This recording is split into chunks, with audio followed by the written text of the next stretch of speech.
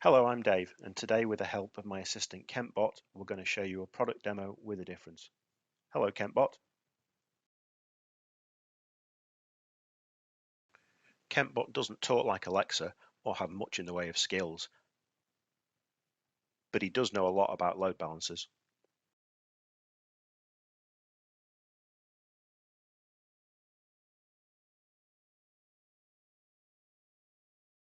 Anyway, back to the topic. Today we're going to set a world record for installing a load balancer for Citrix Storefront. Thanks to a collaboration between our enterprise engineering and pre-sales teams, we have a really nifty PowerShell script which takes the pain away.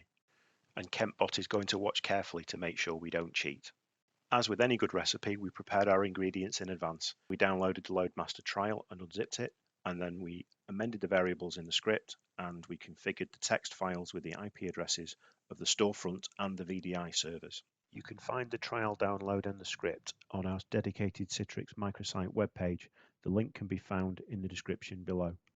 And now on with the world record attempt. Hey KempBot, start the timer.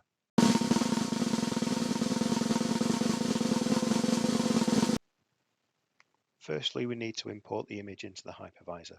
This is obviously going to vary depending which hypervisor you use, but they're all fairly similar.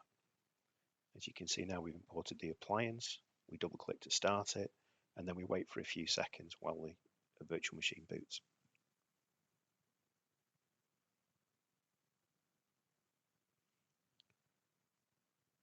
Once it's booted, it'll look for a DHCP server. If you don't have a DHCP server on your network, you can go into the console and set a static IP address. All that's documented within the Kemp installation instructions.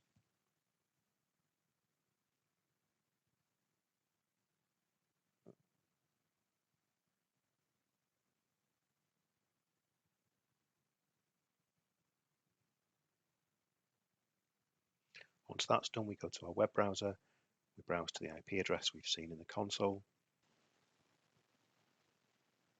Then we accept the license agreement. Then the Loadmaster contacts our license server. We need to put in our Kemp ID. We get offered a trial license, and at that point, we can then license the Loadmaster. This takes a few seconds. Once it's done, you then need to supply a password. Then log in again with the password. And at this point, the Loadmaster will recycle a few processes, so there'll be a couple of delays here while it installs its license and recycles the process. We'll skip over at this point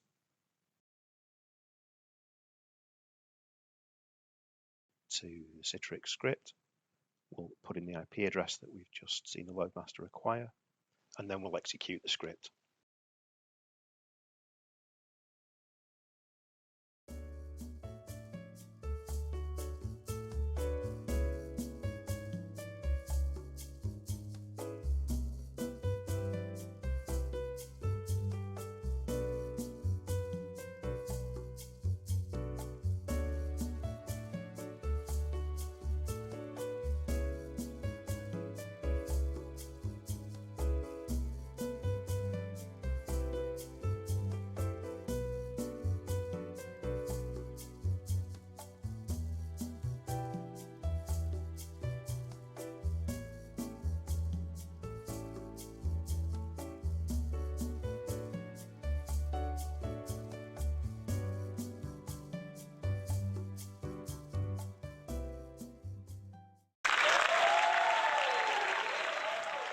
Once the script has finished running, log back into the Loadmaster. We can see that the virtual services now are up and running. If we check under the virtual services view modify section, we can see all the services that we created. We can drill down into the sub-virtual services that have been created for Workspace app and for the HTML5 app.